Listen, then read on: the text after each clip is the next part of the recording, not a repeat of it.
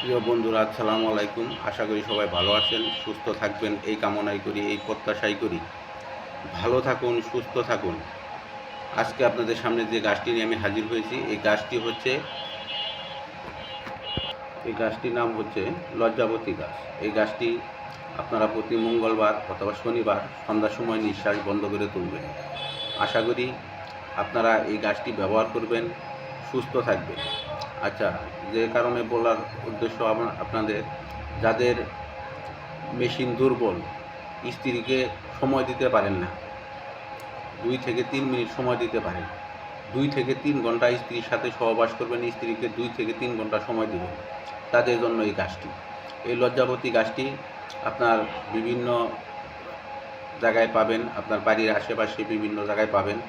এবং এই গাছটি হচ্ছে সবুজ লজ্জাপতি গাছ। এই গাছটি আপনার শনিবার অথবা মঙ্গলবার সন্ধ্যার সময় নিঃশ্বাস বন্ধ করে তুলবেন।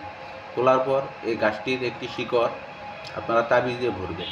তাবিজে ভরার পর তাবিজের মুখটি মোমের ধারায় বন্ধ করে দেবেন, অর্থাৎ একটি লাল সুতা দিয়ে আপনার কোমরে বা মাজায় ধারণ করবেন।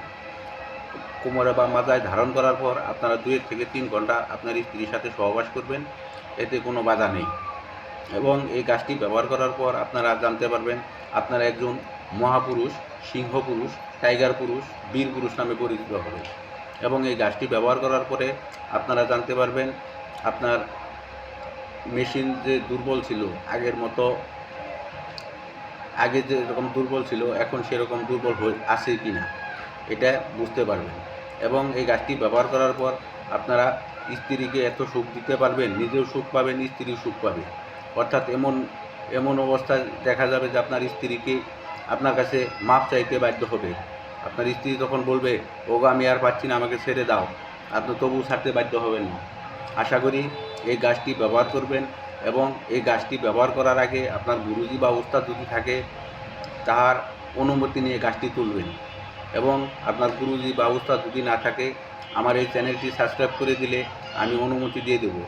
আশা করি সবাই ভালো থাকবেন, সুস্থ থাকবেন। আমার এই চ্যানেলটি যদি ভালো লেগে থাকে অবশ্যই সাবস্ক্রাইব করে দেবেন। ধন্যবাদ সবাইকে।